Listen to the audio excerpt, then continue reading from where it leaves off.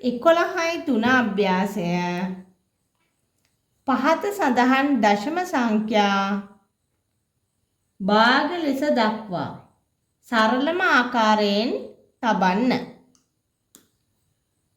පළවෙනි ප්‍රශ්නේ 0.7 0.7 කියන දශම සංඛ්‍යාව අපිට භාගයක් විදිහට ලියන්න පුළුවන් 10න් 7 කියලා.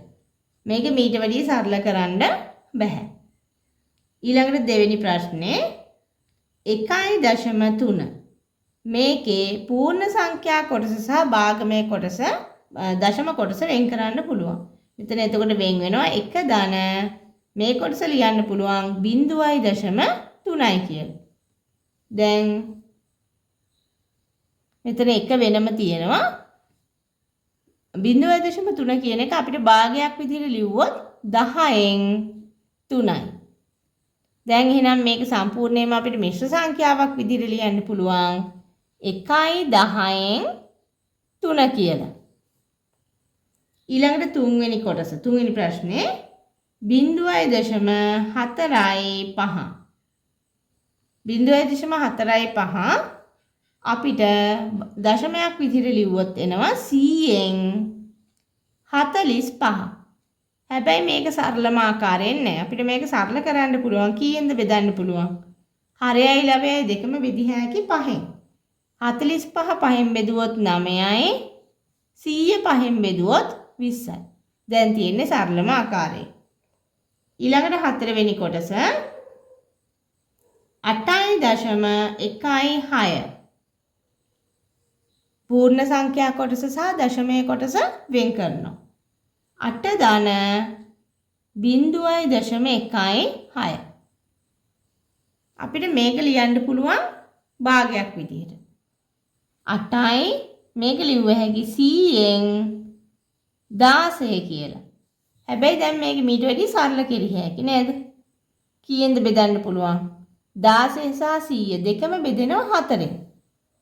එහෙනම් 16 4න් බෙදුනහම 4යි 100 4න් බෙදුනහම 25යි. 8යි 25න් 4. මිශ්‍ර සංඛ්‍යාවක් ලියද්දි මේ ඉර කෙලින් එන්න ඕන පූර්ණ සංඛ්‍යාමය කොටස. මෙන්න මේ විදිහට තමයි හරියටම ගන්න ඕනේ මේක. ටිකක් විශාලව පූර්ණ සංඛ්‍යා කොටස ලියනවා. ඊළඟට පස්වෙනි ප්‍රශ්නේ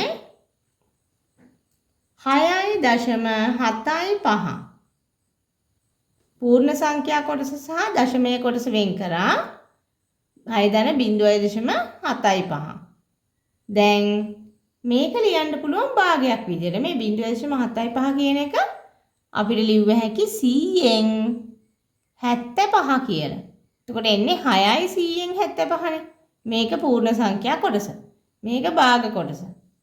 දැන් මේක සරල කරන්න පුළුවන් නේද තව? මේක මං හරයයි ලවයයි දෙකම 25න් බෙදනවා මේ 75 සහ 25 දෙකම 25ේ ගුණාකාර. 75 25න් බෙදුනොත් 3යි 100 25න් බෙදුනහම 4යි. එහෙනම් එන්නේ 6යි 4න් 3. ඊළඟට 6 වෙනි කොටස 0.02.5 මේක ලිව්ව හැකි 10න් 25 කියලා. පූර්ණ සංඛ්‍යා කොටසක් නැහැ. 10න් 25 සරල කරන්න පුළුවන් හරයයි ලවයයි දෙකම 25න් බෙදලා. 25 25න් බෙදුනහම 1යි 1000 බෙදන්න ඕනේ 25න් 40යි. 7 වෙනි ප්‍රශ්නේ 4.225 පූර්ණ සංඛ්‍යා කොටස සහ දශම කොටස වෙන් කරා. එතකොට එනවා 4 ධන 0.225 කියලා. දැන් මේ කොටස ලියා ගන්න ඕන භාගයක් විදිහට. එහෙනම් අපි මේක ලියනවා 4යි මෙතන 1000න් 225. 1000න් 225. දැන් මේක අපි කොහොමද සරල කරන්නේ? 1000න් 225 තවත් සරල වෙනවා. 4යි මේක බෙදනවා අපි 25න්. 1000 ඇතුලේ 25 ඒවා 40යි.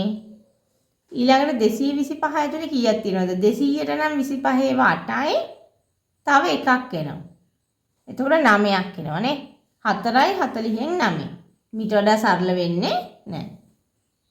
අන්තිම අවසාන ප්‍රශ්නේ 8 වෙනි ප්‍රශ්නේ 8.625 වෙන් කරා 8 ධන 0.625 කියලා 8යි මේක ලියන්න පුළුවන් නේ අපිට දශමයක් විදිහට 625 යට 1000 8යි මේක බෙදන්න පුළුවන් 25න් නේ 625 ඇතුලේ 25 ඒවා කීයක් තියෙනවද 25 25න් ගුණ කරොත් තමයි 625 එන්නේ එහෙනම් 25ක් එන්නේ මෙතන 40ක් තවත් සරල වෙනවනේ මේ 25යි 40 තවත් සරල වෙනවා 8යි අපිට බෙදන්න පුළුවන් නැවත 5න් 25 5න් බෙදුනොත් 5යි